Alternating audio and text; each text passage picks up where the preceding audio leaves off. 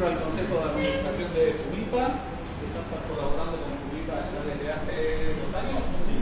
Desde hace 2 años está trabajando intensamente en esta sede. Además es presidente del capítulo de emergencias psiquiátricas de la Asociación Argentina de Psiquiatras, con lo cual esto lo convierte en un experto emergenciólogo, con lo cual un especialista nos va a hablar, un especialista en emergencias psiquiátricas nos va a hablar sobre cómo resolver en el hogar una posible crisis si se presenta. Eso sería más o menos el título. Más o menos. Lo dejo entonces con Tomás. Todos. En realidad la charla es una charla informativa. Ustedes saben más que nosotros, pero bueno, siempre es bueno pasarla. La idea es ver si ante una crisis nosotros nos podemos preparar. ¿Qué piensan ustedes? ¿Es factible que nos podamos preparar para afrontar crisis? ¿No? Sí, creo que con información. Sí. En realidad les tengo 2 noticias, una buena y una mala. Empecemos por la buena. La buena es que toda situación de crisis es una oportunidad para cambio. Siempre podemos cambiar a través de una crisis o a partir de una crisis. Todos vamos a atravesar crisis a lo largo de nuestra vida. Algunas van a ser o pueden ser evitables y otras no van a ser evitables. ¿Sí? Y la mala es que, como bien decía antes, o sea, hay crisis que no la vamos a poder evitar, pero eso no implica que no sea una oportunidad para un cambio. Entonces, cualquier tipo de familia, ¿sí? O sea, va a atravesar este tipo de crisis. ¿Sí? Tenemos las familias de clase media, tenemos familias donde cada personaje tiene su propia problemática, ¿sí? Y vamos a tener familias ensambladas donde van a tener los problemas de algunos y los problemas de otros, donde todos ellos se van a entrelazar. Pero cada familia, ¿sí?, puede atravesar una crisis. En realidad, las crisis familiares o crisis personales generalmente se dividen en 4 tipos.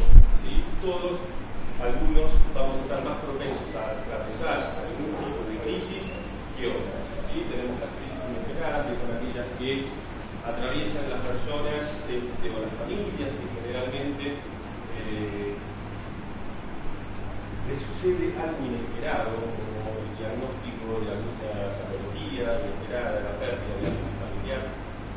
Pero estas crisis generalmente se resuelven sin la necesidad de ayuda terapéutica, como nosotros habremos perdido algún familiar o trabajo o habremos entrado en alguna situación de crisis donde generalmente se produce una gran tensión al principio y después la familia tiende a reorganizarse y eso hace que se resuelva la crisis. Después tenemos la crisis de desarrollo. Todos nosotros vamos a atravesar a través de la crisis de desarrollo. Son aquellas donde tenemos el nacimiento de un hijo, el casamiento, el romanticismo del noviazgo, la jubilación. ¿Sí? Todos nosotros vamos a atravesar por esta crisis no pudiendo evitarlas. ¿Okay? Después tenemos las crisis estructurales, que son generalmente una forma que tienen las familias, ¿sí?, de manejarse a lo largo de su vida. Generalmente este tipo de crisis aparecen y desaparecen a lo largo de toda la vida familiar. Y por último tenemos las crisis de desvalimiento, que son aquellas que generalmente se ven en donde las familias tienen alguna dependencia con algún cuidador especial. Entonces, cuando ese cuidador de alguna persona en especial, generalmente se da en las familias que dependen de los cuidadores para los abuelos o las personas de tercera edad, cambian las reglas de su, digamos así, contrato laboral, se retiran las familias independientes porque dependían mucho de ese tipo de ayuda para cuidar a un familiar. Entonces, lo importante es ver que Los sistemas, no sé si se ve bien, ¿sí? No se ve por la luz, pero bueno, no importa. En realidad, acá, ahí se ve mejor. Lo importante es que, obviamente, el sistema, nosotros llamamos sistema familia, ¿sí? La familia no tiene que ver solamente con el papá, la mamá y los hermanos. La familia puede ser un grupo extendido, ¿sí? O el sistema puede ser un grupo extendido de participantes. ¿Sí? No tiene un problema como que algo que les toque. Lo que tenemos que pensar nosotros, ¿sí? Es que los problemas no se van a ver como algo disfuncional. Lo que tenemos que ver que son consecuencias de acciones, ¿sí? De muy diversos actores que interfieren con otros. ¿Okay? La familia, ¿sí? Tiene un papel importante tanto en la estabilización como en la desestabilización de determinado tipo de patologías. Ahora bien, ¿qué debemos buscar nosotros frente a episodios de crisis, o por lo menos cuando entramos en crisis con nuestros familiares? Es buscar pequeños cambios, ¿sí? Que se han hecho individualmente por cada uno y no interfiera con las acciones del otro para poder resolver la crisis. O qué pequeño acto indicaría que algo positivo, ¿sí? Estaría cambiando, o qué pequeña cosa mínimamente se pudiera modificar para que la situación sea un poquito más tolerable, ¿sí? O sea, me gustaría que vos hicieras mínimamente esto para decir que esto implica que estamos en una dirección correcta. Esas son formas de resolver, digamos, la crisis. Entonces, lo importante es que todo sistema, toda familia, ¿sí? Va a disponer de los recursos necesarios para solucionar sus problemas. Y para encontrar esos recursos no es necesario ocuparse del problema y sí focalizar la atención en la construcción de soluciones. ¿Sí? Generalmente nosotros tendemos a pensar que las crisis son interminables o que los problemas son interminables y siempre los tendemos a focalizar cuando vamos atravesando a lo largo de nuestra vida muchos problemas, siempre focalizamos en los aspectos negativos que tenemos o en los aspectos generalmente negativos de nuestros familiares. Entonces, ¿por qué es importante el tratamiento? ¿Sí? ¿Por qué es importante el tratamiento y la intervención de todo en el trastorno bipolar? Ahora nos vamos a focalizar más que nada, ¿sí? Hoy nos reúne a nosotros acá, que tiene que ver con el trastorno bipolar.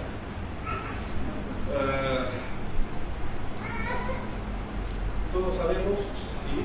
Que el trastorno bipolar generalmente se desarrolla, o por lo menos tiene las primeras manifestaciones en la adolescencia o la adultez temprana, entre los 17 y los 25 años, en la mayoría de los casos.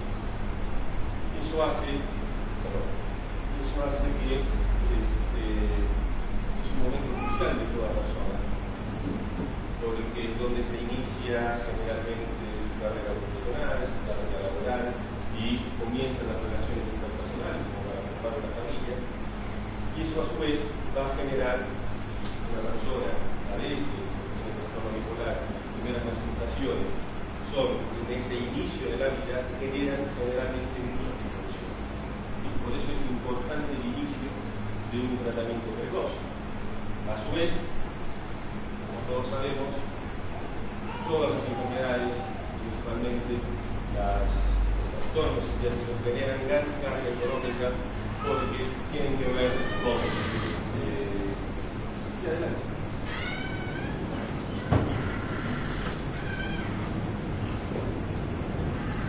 Generan muchas visitas a médicos, muchas asistencias, incluso pensiones por invalidez.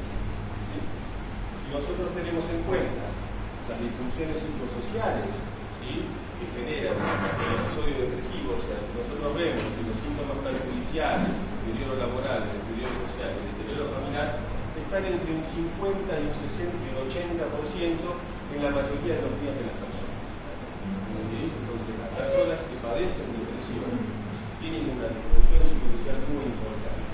Si nosotros no atacamos o no tenemos estrategias de afrontamiento o entrenamiento para evitar este tipo de situaciones, ¿sí? La persona que padece la depresión va a tender a tener grandes disfunciones.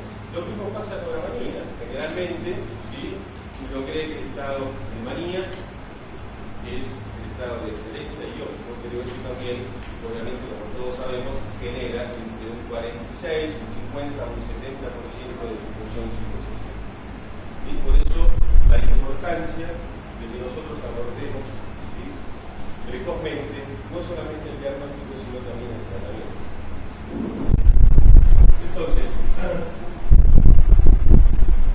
¿por qué es importante hacer un tratamiento por intervenciones precoces? ¿Sí? Existen una serie de múltiples estudios que nos determinan que si bien la recuperación de los síntomas de lo que nosotros buscamos, que si bien la recuperación de los síntomas es a veces muy alta, llega a un 80%, ¿sí?, con los psicofármacos, y sabemos que la recuperación de los síntomas interviene mucho en las relaciones interpersonales, que realmente está directamente relacionado, ¿sí?, con las relaciones con los familiares. No todos los pacientes tienen una recuperación funcional, ¿sí? Hay datos que nos dicen que después de un episodio maníaco, algunos pacientes tardan hasta 5 años, ¿sí?, en tener una recuperación funcional. ¿A qué se debe esa recuperación funcional? A múltiples factores, ¿sí? Nosotros tenemos que lograr intervenir en esos múltiples factores para que esta recuperación funcional no tarde nada. ¿Sí? ¿Estamos bien hasta ahí? ¿Okay? Entonces, obviamente, ¿sí?, la planificación de un tratamiento es muy difícil, ¿sí?, tanto para el paciente como para la familia como para los terapeutas. Si nosotros vemos y tomamos este esquema, ¿sí?, pues sabemos que la evolución natural, digamos, del trastorno bipolar, ¿sí?, cuando comienza el tratamiento, tiene una etapa aguda del tratamiento, donde se logra la remisión de los síntomas. Es ahí donde nosotros tenemos los mayores inconvenientes en continuar con un tratamiento, porque generalmente tanto los pacientes y a veces los familiares, cuando creen que ha pasado la etapa aguda, ¿sí?, les plantean a los profesionales que si se siente mejor, ¿por qué no dejar la medicación? ¿Sí? Sabemos todos que la medicación debe ser continuada por un tiempo, ¿sí?, para poder tener una etapa de recuperación, y esa etapa de recuperación se tiene que mantener las mismas dosis con las cuales se logró la remisión de los síntomas, y después ir a una etapa de mantenimiento, que es ahí donde recién uno puede plantear la disminución, digamos, de la dosis de la medicación. Pero como todos sabemos, el tratamiento es a largo plazo, ¿sí?, y de por vida. Entonces, tenemos creencias erróneas generalmente, porque creemos que cuando nos sentimos mejor, ¿no?, por favor, el abandonar la medicación, ¿sí?, no va a seguir manteniendo, digamos, en un estado de estabilidad. Es verdad, algunos pacientes logran mantener un estado de estabilidad durante muchos años, pero a la larga la recaída es lo más frecuente que tenemos. Lo importante, ¿sí?, acá es ver la cantidad de porcentaje en el estudio que vemos que la mayoría de los pacientes que no adhieren a un tratamiento es porque niegan su enfermedad, o por lo menos no la conocen, ¿sí? Existen una serie de factores que no permiten que nosotros tengamos dificultades en poder ayudarnos tanto a los pacientes como a los familiares, pero me parece que lo más importante es que cuando uno empieza a ser consciente de que padece algún tipo de trastorno, algún problema en la estabilidad emocional, es lo que va a permitir, ¿sí?, que uno pueda hacer un tratamiento eficaz, no solamente con el paciente, sino también con la familia.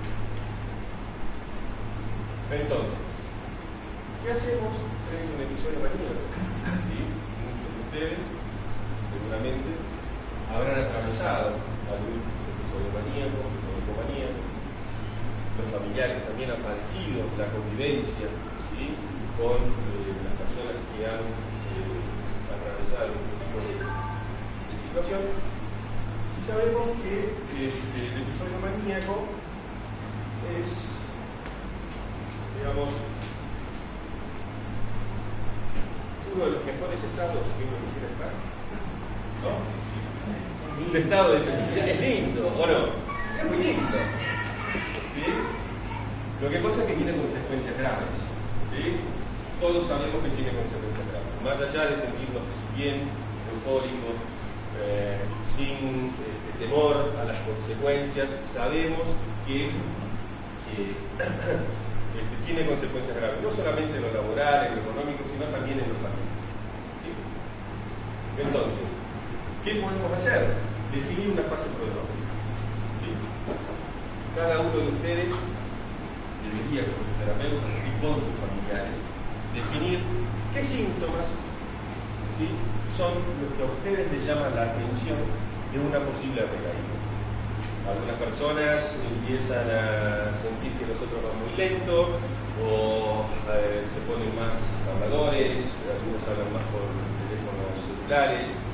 Existen una infinidad de síntomas, ¿sí?, que va a hacer que ustedes empiecen a registrar esto como algún síntoma antes de la desestabilización. Lo importante es hacerlo esto cuando uno está estabilizado. ¿Por qué? Porque ahí uno tiene más registro de cómo fue su episodio anterior para poder hacer una buena lista. Obviamente esto tiene que ser chequeado con los familiares, ¿sí?, porque a veces los familiares son los que primero se dan cuenta de que algo está pasando y que las cosas no están funcionando bien. La ayuda de los demás. Esto es en realidad un arma de doble filo, ¿sí? Generalmente nosotros necesitamos del otro, en nuestros vínculos, en nuestro cotidiano.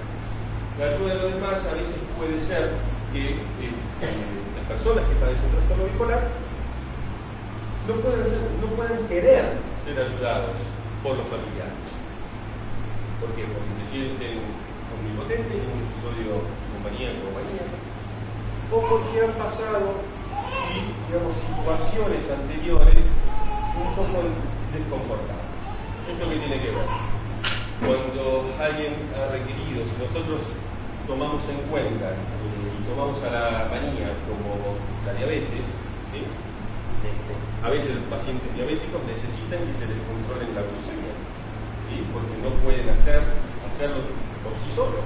Entonces, en los episodios maníacos también pasa esto.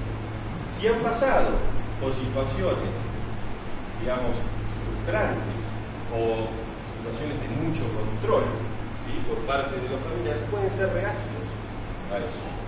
Lo importante acá es tener en cuenta que este es un episodio de un momento transitorio, ¿sí? Si nosotros dejamos en claro, en base a esto, que por un momento solo, y no va a ser un control de por vida, solamente cuando la persona necesita, ¿sí?, porque está atravesando un momento de crisis, quizás la ayuda sea mejor hacerla. Identificar el contexto. ¿Por qué identificar el contexto? Porque algunas personas pueden sufrir algún tipo de desestabilización por algún estresor externo, ¿sí? Comúnmente los factores estresores pueden llegar a ser la presión laboral. Entonces muchas personas pueden llegar a identificar como una presión laboral a fin de año, cuando hay mucho más laburo, ¿sí?, que en esos periodos uno puede llegar a tener cierta sensibilidad a desestabilizarse. Con lo cual la identificación de los contextos o por alguna discusión o por algún tipo de otro estrés emocional que puedan llegar a tener la alerta de poder, digamos,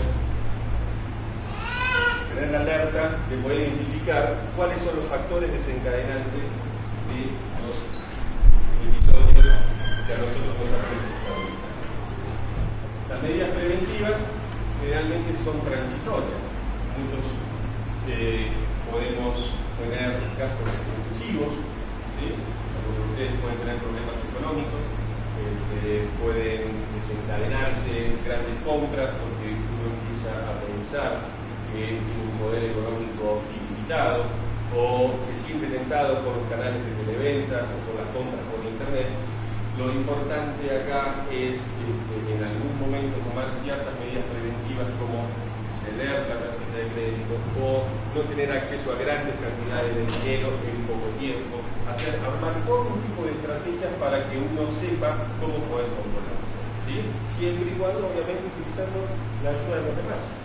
Otros pueden tener condición temeraria, entonces cuando empiezan a acelerarse ellos mismos pueden partir, cederle la llave del auto a los familiares.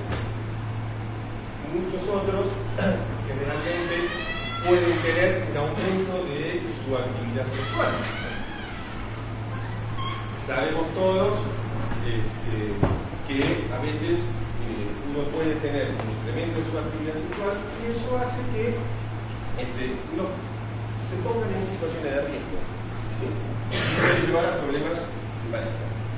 Entonces, si uno es consciente de esto, lo importante es que si quiere salir a la noche, salga con alguien, con algún amigo, algún conocido que sepa, ¿sí? Y pueda poner un límite a este tipo de conductas. Sabemos todos que la actividad sexual es muy buena para descargar energía, pero siempre hay un momento adecuado y con la persona adecuada, ¿sí? Y por último, elaborar un contrato. Elaborar un contrato significa que ustedes, los familiares y los pacientes, con sus propios terapeutas, puedan hacer, digamos, un plan, ¿sí? Diciendo qué le gustaría que el terapeuta hiciera en ese momento, qué le gustaría que los familiares hicieran en ese momento y qué estarían ustedes dispuestos o capaces de poder hacer en ese momento, ¿sí? Eso es lo importante. ¿Sí? ¿Qué pasa cuando el familiar tiene mucha información y se aísla del campo de psiquiatra como el psicólogo? ¿Alguien puede responder? ¿Qué creen? ¿Qué podemos hacer ustedes? Y es un problema. Cuesta mucho a veces primero, o sea, aceptar la enfermedad, pero además después que tu familia se siente en eso, que no lo minimicen, y poder ir acercándolos a la terapia. Hay gente que no lo logra nunca, otra que con mucho trabajo sí. Pero sí, muchas personas que por ahí son abiertas, otras familias que están todo bien, son abiertas, pero dicen yo ya sé todo. No, ¿para qué voy a ir a UIPA, por ejemplo, si yo ya sé cómo se ninguna mala intención, pero después en el momento que uno está mal, no le puede pedir una mano porque no se está entendiendo bien qué es lo que tiene que hacer. ¿Otra? Sí. De todas formas, que yo en el caso donde no es solamente familiar y paciente. Entonces, el no querer aprender tenerlo todo claro no es solamente un problema de personalidad, que es el caso de nosotros muchas veces que nuestros grupos a los familiares es se vengan acá porque realmente hay un cansancio de acompañar a un paciente. Exacto. A veces es como que no es que se le hace mal todo, no da más de acompañar al paciente. Lo bueno del grupo es que sacan la De ayuda mutua. Exactamente. Exactamente. No solamente contamos con familiares, tenemos amigos, tenemos vecinos. Entonces uno puede contar con amigos, con compañeros del grupo, ¿sí? O con otros familiares de colegas del grupo. Entonces uno puede ampliar un poquito más el plan. Entonces, para seguir un poquito más, no sé cómo venimos de tiempo, ¿qué hacer frente a un episodio depresivo? Todos sabemos que la depresión, como digamos antes, es una de las causas más invalidantes, ¿sí? Para las personas que la padecen. ¿Sí? En realidad, algunos de ustedes pueden experimentar, digamos, una sensación, ¿sí?, de depresión que puede venir después de episodios maníacos o hipomaníacos y se van apagando de a poquito, con lo cual a eso le podríamos llamar una depresión clásica. Otros pueden, digamos, tener o padecer o sufrir tipo de depresión y tener agregado un estado anímico, ¿sí?, más bien bajo, con lo cual los síntomas se van dando más solapadamente, se van dando más a lo largo del tiempo, y a veces es difícil distinguir, ¿sí?, cuándo empiezan los síntomas de la negativa. Entonces, lo mismo que hacíamos para la manía, ¿sí?, identificar los síntomas del prodromo, de la depresión, ¿sí? El prodromo, ¿sí?, es aquellos síntomas que están entre semanas y a veces un mes antes del episodio, ¿sí?, del episodio totalmente mucho. Estos síntomas, cada uno tiene que empezar a elaborar una lista, ¿sí? Hay personas que sienten que quieren empezar a dormir más, pero eso no implica que están durmiendo más. Otros que empiezan a estar un poquito más lentos, o que no empiezan a disfrutar tanto de ciertas situaciones que antes disfrutaban, ¿sí? O pueden estar un poquito más irritables, ¿sí?, o un poquito más ansiosos. Entonces, la depresión no solamente, ¿sí?, se determina como un estado depresivo, sino que también puede aparecer en los llamados estados mixtos, ¿sí?, donde hay mezclas, ¿sí?, que la gente que lo padece sufre bastante. Después vamos a tener lo que es la activación conductual, ¿sí? La activación conductual es, digamos, ¿qué podemos hacer nosotros? Es una de las técnicas de la terapia cognitiva conductual. Acá tenemos una especialista en terapia cognitiva conductual que por ahí el año que viene nos puede dar una charla, bueno, sobre lo que puede llegar a ser eso.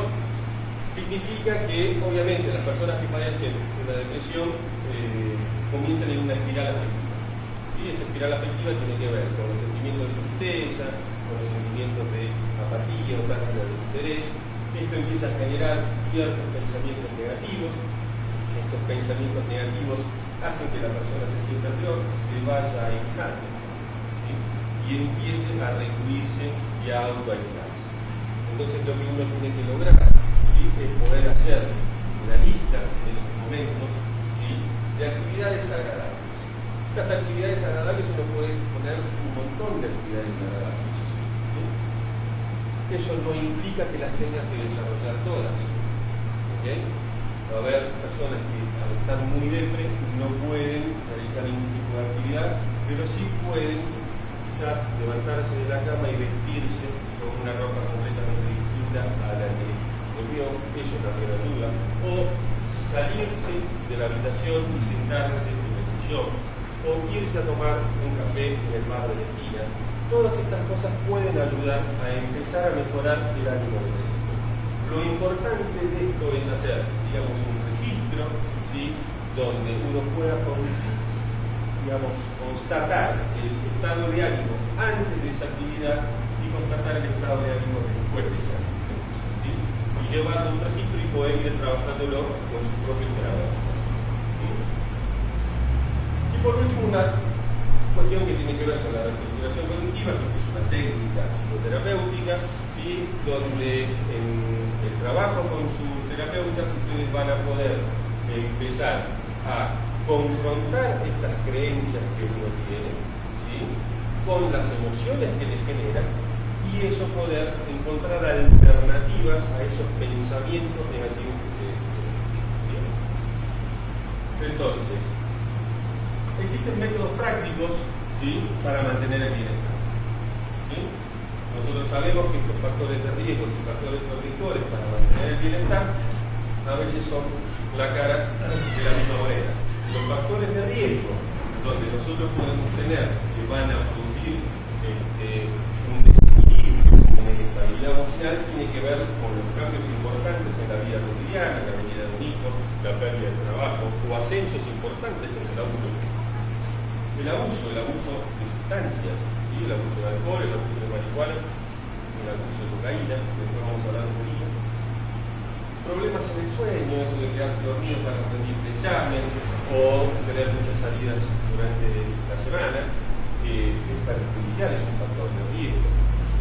Los conflictos intrafamiliares, ¿sí?, son muy importantes, ¿sí?, la alta emocionalidad expresada, o sea, los comentarios hipercríticos, la sobreinvolucración también, los comentarios demasiado positivos, ¿sí? Producen, ¿sí?, algún tipo de desestabilización y de inconstancia en la medicación. ¿Sí? La importancia de la medicación es saltearse dosis, o bueno, hoy me la cuidé, me la tomo 2 pastillas el día de mañana. Todo este tipo de conductas son factores de riesgo para una desestabilización emocional. Y los factores de protección también tienen que ver con los factores de riesgo, ¿sí? Estados de ánimos y disparadores, o sea, un registro cotidiano y diario del estado de ánimo, con los disparadores de esos estados de ánimo también son generalmente factores protectores, y conociéndose cuáles son los factores desencadenantes. Mantener rutinas diurnas y nocturnas cotidianas, ¿sí? Si en algún momento nosotros salimos de nuestra rutina, poder recuperarla lo más pronto posible, el apoyo familiar y social, como los grupos de ayuda, ¿sí? Y la constancia en el tratamiento. Entonces, esto parece una batalla naval, pero en realidad es una planilla, ¿sí?, donde ustedes se pueden entrenar, si quieren hacer un registro y ver cuáles son las situaciones que a ustedes les desencadenan, ¿sí?, aumentos en el estado anímico o disminución en el estado anímico, ¿sí?, día por día. A veces es muy engorroso, pero esto es lo más importante, que para mantener una estabilidad uno tiene que hacer un cambio de hábito, ¿sí? Entonces, en esta planilla van a constar problemas como que tienen relacionados con otros familiares, en cuánto me influyó, en cuánto no, el grado de ansiedad que pueden llegar a tener, el grado de irritabilidad que pueden llegar a tener, las horas de sueño. Para las mujeres, generalmente, el tiempo del ciclo menstrual. Todo esto lleva un entrenamiento que uno lo va haciendo con el paciente, con el familiar, donde uno puede tener un registro y ser un poquito más organizado para prever posibles recaídas. El mantener las rutinas. ¿Sí? El mantener las rutinas, a veces, obviamente, es muy difícil mantener una rutina de sueño por eventos sociales, por tener que cuidar a un hijo, entonces, o por viajes. A veces tenemos que viajar, donde hay cambio de usos horarios. Entonces, una forma de prevenir esos cambios de usos horarios es cada vez, digamos, semanas previas de producirse ese viaje, acostarse 1 o media hora antes para ir regulando, digamos, lo que nosotros llamamos el efecto jet lag. No. Eso es importante. Y obviamente evitar el alcohol y el uso de sustancias, ¿sí? Hay diversas opiniones acerca del alcohol o de las sustancias, ¿sí? Algunos médicos conciben que se tome en forma adecuada cierta copita de vino todas las noches, otros tienen más, digamos, predisposición a la tolerancia cero. Lo importante es saber si uno se puede controlar o no, ¿sí? Pero saber que el alcohol en exceso genera, digamos, complicaciones en el estado anímico. A su vez, también hay creencias acerca de las drogas como la cocaína, las anfetaminas, el LSD, los alucinógenos, que son estimulantes, ¿sí? Muchas personas que utilizan como antidepresivos. Pero en realidad, si bien son estimulantes, actúan, ¿sí?, estimulando el cerebro y sacando a la persona del episodio depresivo, no tienen el efecto, ¿sí?, benigno que tienen los psicofármacos, ¿sí? Generalmente son efectos tóxicos y eso hace que la enfermedad se malignice y generalmente la respuesta al tratamiento farmacológico y al psicoterapéutico sea desfavorable. Y ahora vamos a hablar un poquito de suicidio o conductas suicidas, ¿sí? Generalmente, si bien es un tema tabú, o muchas personas que tienen miedo, ¿sí?, al suicidio, yo creo que es importante porque la verdad que el suicidio, depende cómo lo veamos, puede ser un fantasma o puede ser una forma de tratar de resolver los problemas, ¿sí? El suicidio puede ser impulsivo o planificado. ¿Sí? Generalmente las personas que padecen trastorno bipolar tienen una elevada tasa, ¿sí?, de riesgo de cometer suicidio. Pero lo bueno, ¿sí?, es que muy pocos pacientes, nosotros vemos, fallecen por suicidio. Generalmente las personas que padecen trastorno bipolar fallecen o por complicaciones metabólicas o por muerte natural. ¿Sí? Lo importante de saber de esto, ¿sí?, es que el suicidio tiene múltiples factores. ¿Sí? Entonces, pueden tener factores culturales, sociales, cognitivos, patologías clínicas, ¿sí?, que hacen que la persona pueda pensar en el suicidio como una resolución de problemas. ¿Sí? Lo importante es esto, es ver al suicidio como una forma de tratar de resolver esa situación que le genera demasiado dolor, ¿sí?, a la persona, que cree que ese dolor es interminable, que es incontrolable y que es insoportable, ¿sí?, y la muerte es lo único que lo va a aliviar. La verdad que alguien que ha tenido un dolor de muela, ¿sí?, en ese momento lo único que quiere es que le saquen la muela. ¿Sí? Pero si uno se tomara cierto tiempo para tratar de encontrar algún tipo de estrategia y poder esperar o tomarse un analgésico y poder ir al día siguiente al odontólogo, va a ver que la resolución no es quitarse la muela, sino tener un tratamiento antibiótico o hacerse un tratamiento conductual. En esto pasa lo mismo, ¿sí? Existen diferentes aspectos que tienen que ver con que cuando uno está deprimido, ¿sí?, piensa en la muerte por suicidio, que tiene que ver con la desesperanza, con la visión en túnel o atribuciones inapropiadas con respecto al evento operativo. Tendemos a magnificar esos eventos, ¿sí?, y la tendencia a focalizar en lo inmediato, que es tratar de sacarse ese dolor lo antes posible. Obviamente, abstracción selectiva de la memoria, magnificando errores y minimizando logros. Siempre tendemos a focalizarnos en las cosas negativas que hemos hecho o que nos están pasando, minimizar nuestros recursos y fortalezas y tener una percepción de falta de control sobre eventos democráticos. ¿Sí? Y obviamente nos autopunimos constantemente. Entonces, si vemos que hay un montón de factores asociados, ¿sí?, al riesgo de suicidio, esto generalmente es información que por ahí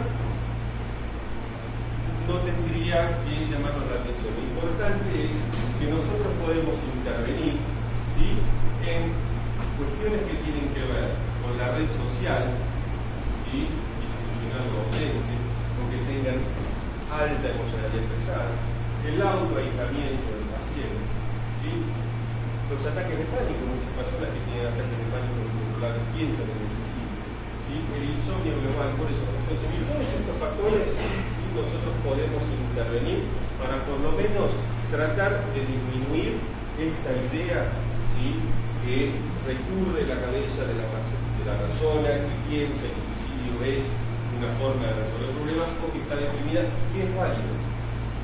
Porque todos los que nos sentimos alguna vez con un dolor muy intenso, que cree que es incontrolable, insoportable e interminable, pensamos en la muerte. ¿Sí? O por lo menos pensamos en dormirnos y despertarnos al otro día con que el problema se haya resuelto. La verdad es que es válido. Lo importante es no asustarse con eso. Ni uno ni el familiar. ¿Cuáles pueden ser las estrategias de afrontamiento? ¿Sí?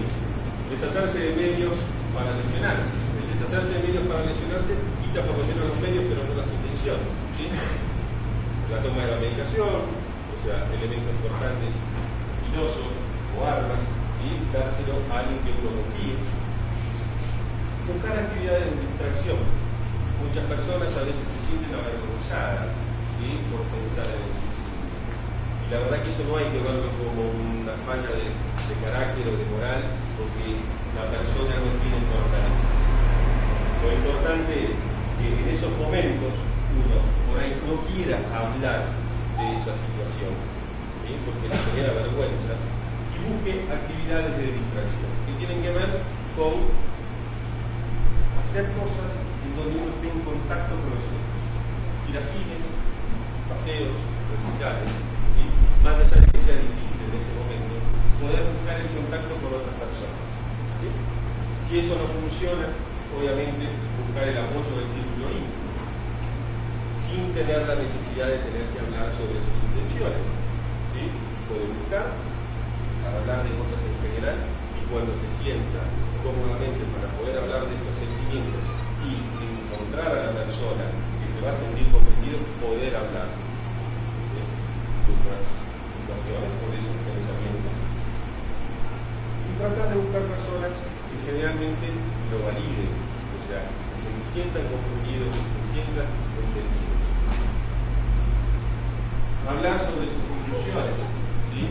Y tratar de permanecer seguros, ¿sí? O por lo menos de que la persona se quede hasta que uno se sienta seguro.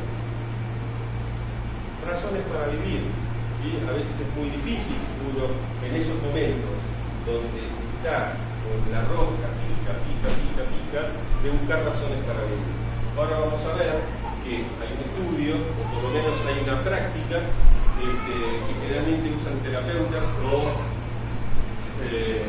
con pacientes que tienen, digamos, pensamientos recurrentes. Está bueno que uno pueda hacer y encontrar cuáles son sus razones para vivir, para que cuando empiecen a aparecer este tipo de pensamientos las pueda rechazar.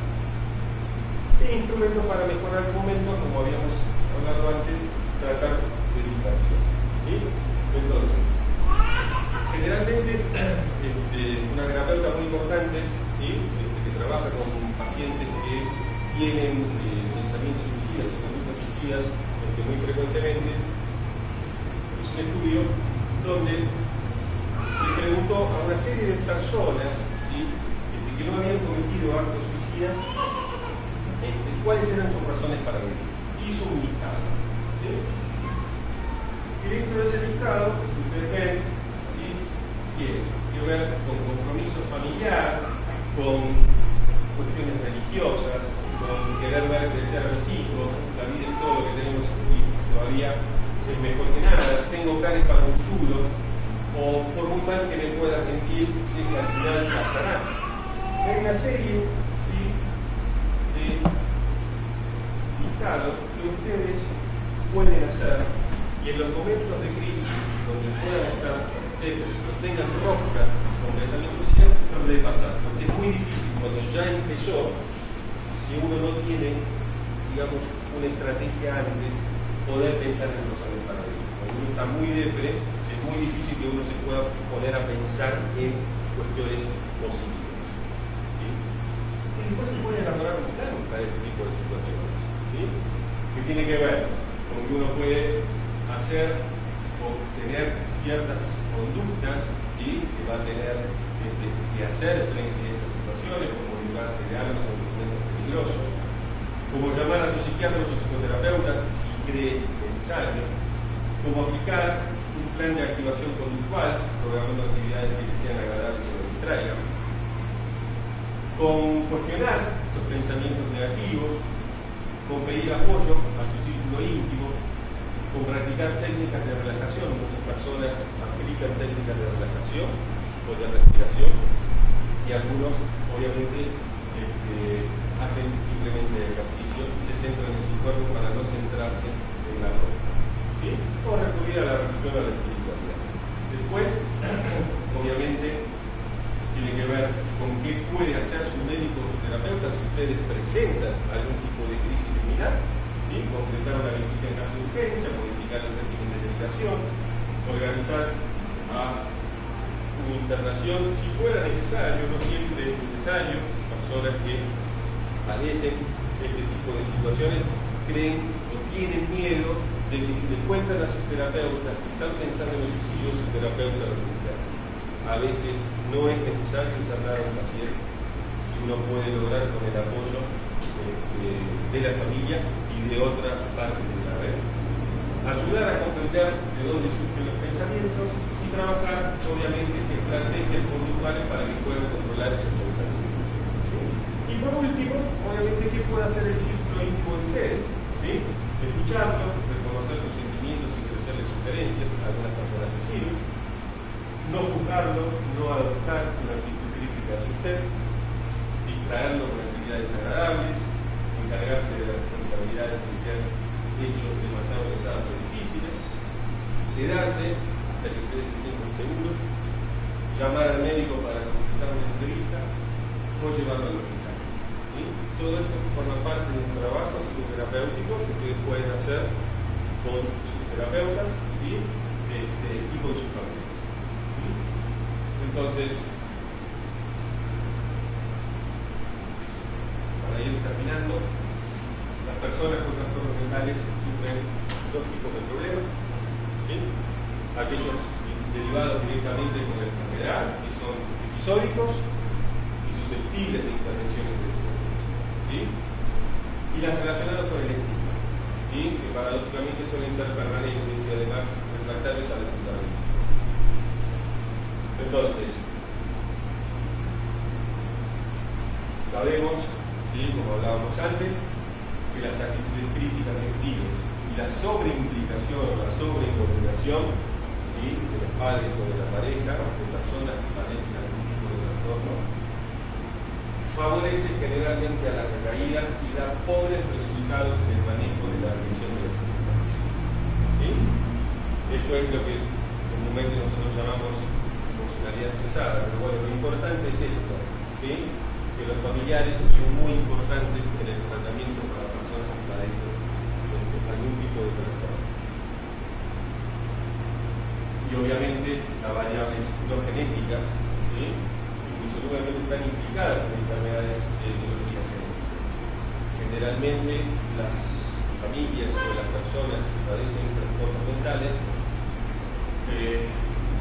tienen, digamos, o sufren más que nada un estigma, ¿sí?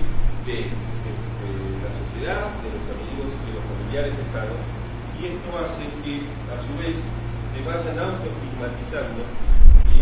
Con lo cual se van retrayendo de la red social y eso va aumentando la carga intrafamiliar. Con lo cual lo importante es que la familia y el paciente, digamos, no se autoaísle de la red, ¿sí? Porque la red social hace que las familias disminuyan la carga que tienen que soportar. Por eso la importancia de los grupos o la importancia de que ustedes mismos busquen otro tipo de soluciones o alternativas a esa carga que padecen. ¿Sí? Entonces, para ir finalizando, sabemos que el entrenamiento, ¿sí? En cuestiones que tienen que ver con evitar las crisis o por lo menos tener cierto registro de cuáles son los síntomas prodrómicos, qué hacer, qué no hacer en relación a cuando uno sufre una crisis, previenen las recaídas, y hay un montón de estudios que corroboran este tipo de situación, pero lo importante es que la psicoeducación o la preparación de ustedes es algo carácter, o sea, es, digamos, una intervención generalmente preventiva, no sirve para los episodios cuando ya están, digamos, el tren ya se lanzó a alta velocidad. Lo importante de esto es retardar la recaída y el reingreso al hospital, cosa que muchos han padecido. Y prácticamente la totalidad de los pacientes bipolares piensan alguna vez en abandonar el tratamiento. Es normal, porque es muy difícil al principio hacerse o por lo menos poder entender que algo está pasando y que tienen que hacer un tratamiento de tratamiento. El tratamiento farmacológico es esencial, el tratamiento bipolar, perdón. Con el tratamiento psicológico, el paciente y la familia se encuentran mejorías en el desarrollo laboral, el desarrollo social, en la adherencia al tratamiento. El abandono de la medicación es 4 veces, o sea, produce 4 veces mayor la recaídas y 4 veces más reingreso a los hospitales. la mortalidad es mayor en los pacientes no tratados. El estrés ambiental juega un factor importantísimo en la evolución y en el curso de la enfermedad. Y la familia es la primera que se da cuenta, ¿sí?, de algunos síntomas prodrómicos y permite que los terapeutas hagamos una intervención precoz para el tratamiento de los familiares y de los pacientes.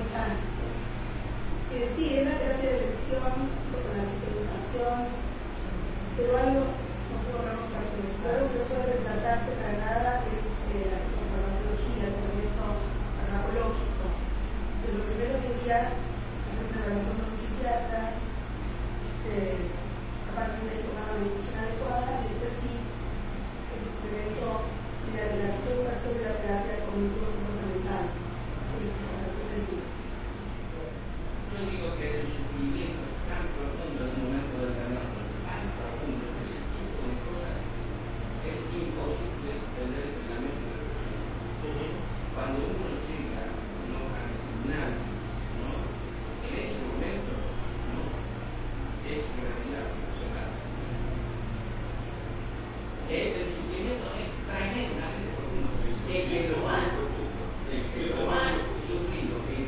ha tenido, no.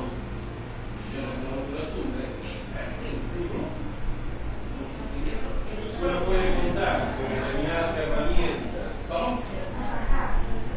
No, bueno, por supuesto, pero yo quiero respetar la experiencia, porque si no, claro, ¿Qué hiciste preparado para salir entonces? ¿Cómo? ¿Qué hiciste para salir? no importa, pero yo estoy manifestando cuál es el sufrimiento. Eso es muy importante tenerlo. No es tan fácil decir, bueno, vamos a pensar si secretarios o necesarios o así. No está pensando en eso de otra manera. Está sufriendo profundamente. Lo que debido a la enfermedad me pasa muchas veces es que proyecto, puede ser que ya me esté disparando porque tengo pensamientos de proyectos de cosas por hacer. Y no sé, por el tiempo que vengo con la enfermedad, por ahí me protejo frenando esos pensamientos. Pero también veo que los proyectos no los hago. Entonces, la pregunta es, o esto, no sé, vos estás en una empresa o tenés algún proyecto para hacer. Si vos sabés que te estás motivando porque estás desarrollándote, ¿hasta qué punto, o sea, por ser bipolar tenemos que parar esos proyectos? ¿Cómo poder manejarnos como para no disparar y poder desarrollarnos? A ver, la importancia es uno empezar a conocerse, ¿sí?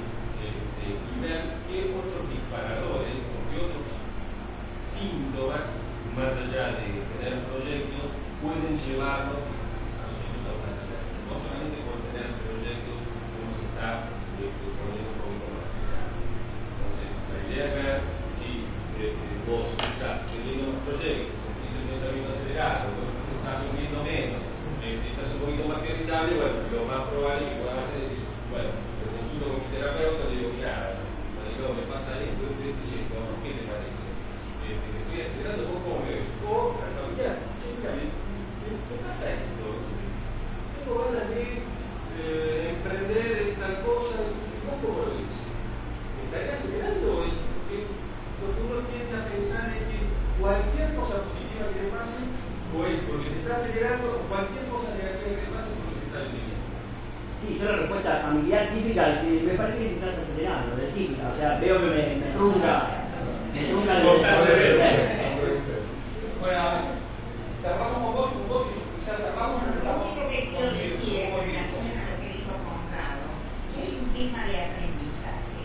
En mi caso, el saber que soy bipolar, el tener episodios depresivos y salir, hace que yo sepa o aprenda de que va a venir, va a ser jodido. Yo siempre digo, decía, vivo la mitad del año, porque 6 meses fue deprimida, pero sabía cuando me deprimía, era tan jodido como dice Conrado, pero que en algún momento salgo. Eso era como un aliciente para no pensar en morirme, sino pensar en que voy a recuperar lo que no puedo hacer, eso sí. Yo quería decir, mucho que ver con lo que dice, porque esto, entonces es el aprendizaje de conocer qué nos pasa y qué nos puede pasar si nos largamos a la corriente. Entonces, son esos recursos que tenemos que tener incorporados para cuando llegue el momento que quede. Y siempre lo vamos a pensar porque estamos deprimidos, pero no es algo en el fondo que va a decir, no sé qué esto me va a ayudar. Creo que es eso. Solamente acoto, yo digo que hay una técnica que a mí me sirve mucho para otros temas, que es escribir cartas a uno mismo, para leer en una situación. Por ejemplo, yo sé que en el momento va a ser tan terrible el sufrimiento, entonces ahora estoy bien, me voy a escribir una carta para ese momento. Y en ese momento leerla.